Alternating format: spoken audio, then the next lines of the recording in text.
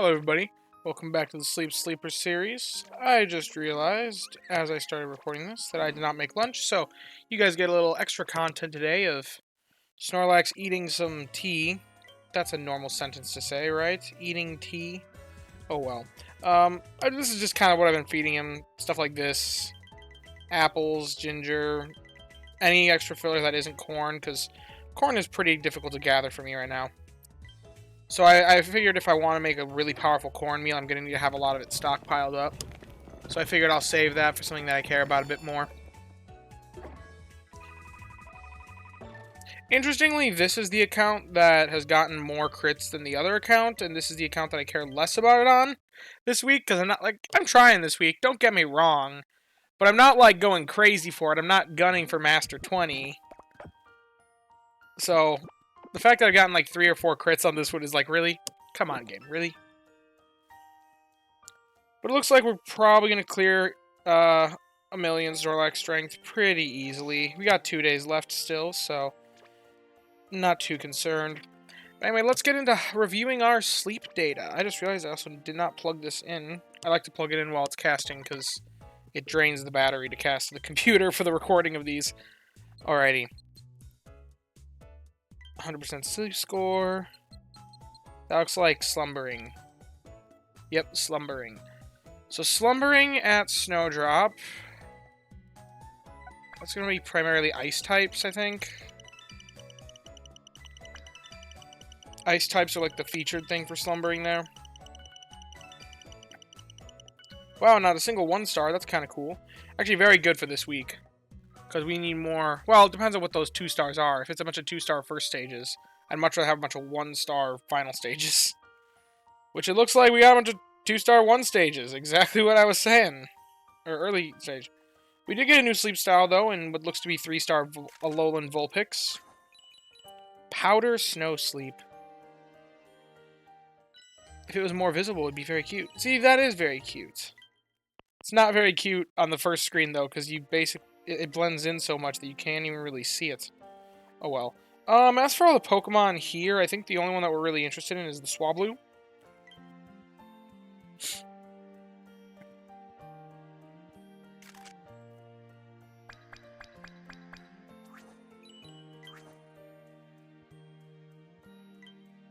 Alrighty, then.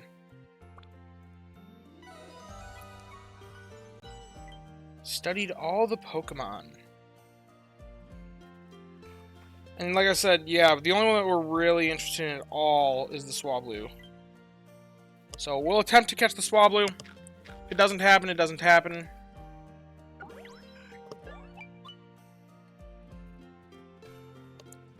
But we have 2 Pokebiscuits to do it, as long as it doesn't get all full. Okay, so it's coin flip odds now.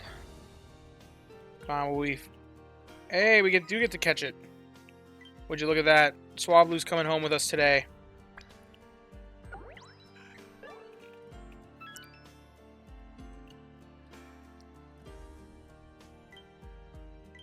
Honestly, Swablu's probably one that I'm most interested in. Yeah, thank you, Neurally. We're always making serious strides around here. It's pretty strong while not being so strong. As for these, I'm going to send up the Vulpix. It's not so strong that it is at risk of being crept into illegal here. Hey, we're not quite to rank 52. I really need to get rank 55.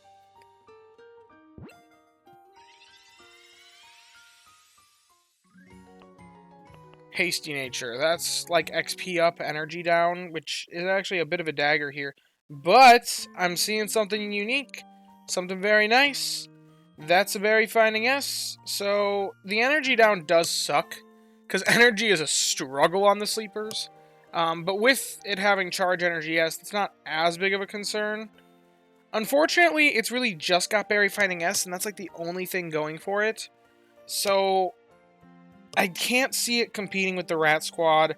I will star it, though, in case it is the only semi-decent Swablu before the final island. Dear gosh, I hope that's not the case. That by the final island, I hope we'd have something better for the final island by the time the Sleepers gets there. Or not the final, quote, quote, final. the next one, if it does end up having Dragon Poison Bug.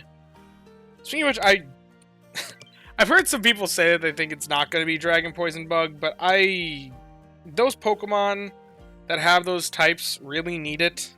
If they don't, then it's just giving the middle finger to Altaria. It's already not a very viable Pokemon. Can you imagine if it doesn't get its own island? Like, that basically is what made Meganium, realistically. Like, Meganium was good. Like, it was okay prior to... It wasn't amazing, though. People just always worried more about catching Typhlosion and Feraligatr because Meganium didn't have an island. The buff that it needed was an island, so... Some of these Pokemon just need an island, even if they are worse. And I think being at the strongest island could make them good, so... I don't think it'd make it better than Sleepers. Better than not Sleepers worthy. But they need it. So that's kind of my take on that whole thing. That's a random tangent aside, though. If you have enjoyed the video, be sure to leave a like and subscribe. Down in the description, we'll have a link to join the Discord. Come join us, hang out, talk about all things Pokemon, Sleep, and the like. We've also recently added the join button. Feel free to click it if you're financially capable of doing so and want to support me in that way.